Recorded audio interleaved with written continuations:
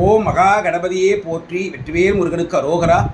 இந்த பதிவில் நம்ம ஒரு அன்பர் கேட்டுக்கொண்ட பாடல், கந்தர் அலங்காரத்திலே இருக்கின்ற பாடல் எண் 21, மிக சிறப்பான பாடல். பாடலை பார்க்கலாம்.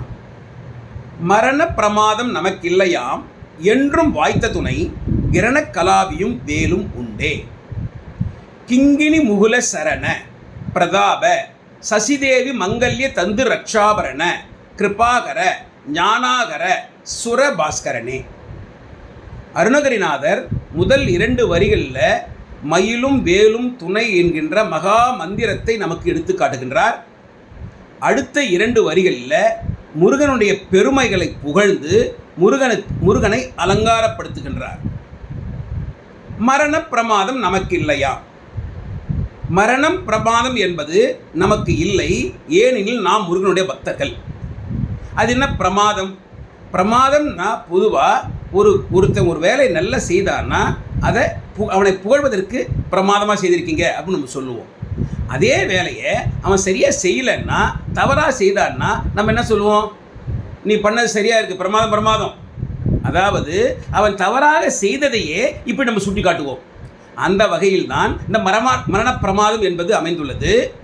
அதாவது மரண பிரமாதம், மரணம் என்கின்ற அபாயம், மரணம் என்கின்ற தவறு நம் போன்ற முருகனுடைய பக்தர்களுக்கு இல்லை. அப்போ என்ன, மரணமே இல்லையா? பிறந்தவர்கள் இருந்துதானே ஆக வேண்டும். சாதாரண மக்கள் இருந்தால் அதற்கு பெயர் மரணம். ஏனெனில் யமதூதர்கள் அந்த உயிரை பிடித்து கொண்டு போவார்கள்.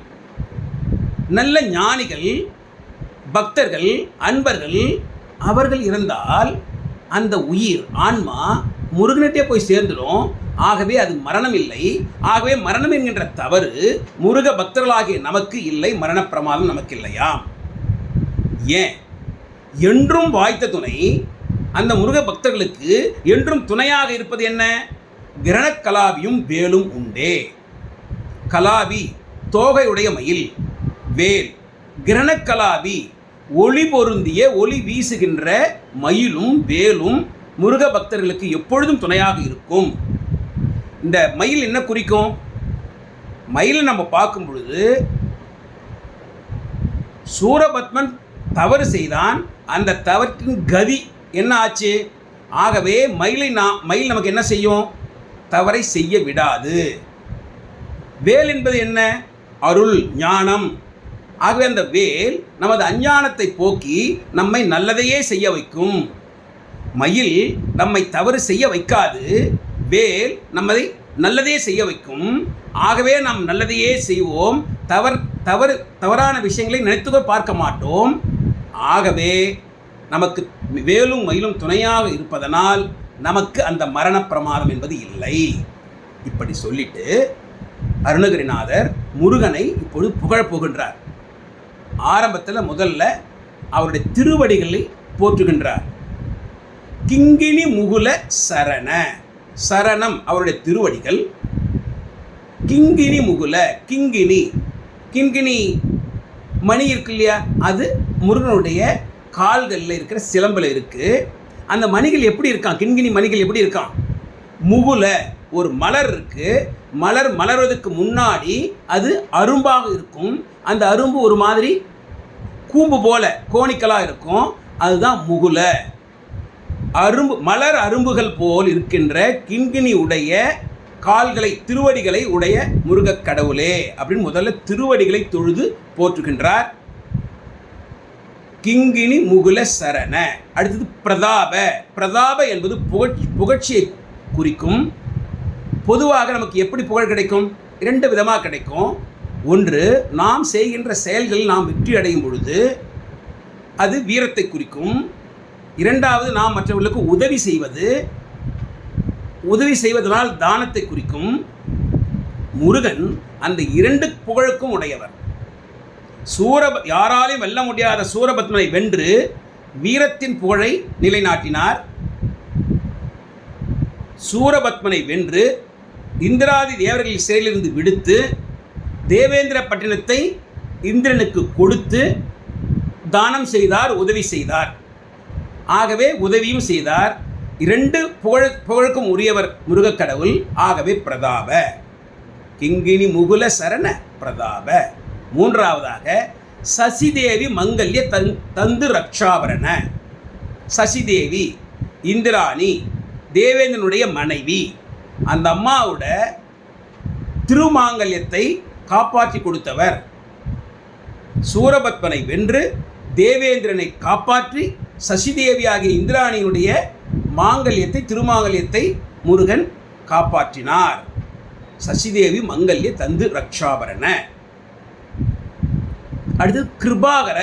முருகன் கருணை கடல், கிருபை வடிவம், கருணையின் வடிவம், கருணையையே தனது ஆபரணமாக கொண்டவர். ஆகவே கிருபாகர. ஞானாகர.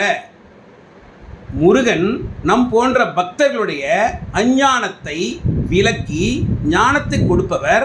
அதன் காரணமாக முருகனுடைய அடியவர்கள், முருகனுடைய பக்தர்கள் அவர்களது அகங்காரம், ஆணவம் போன்றவற்றை விலக்கி விடுவார்கள்.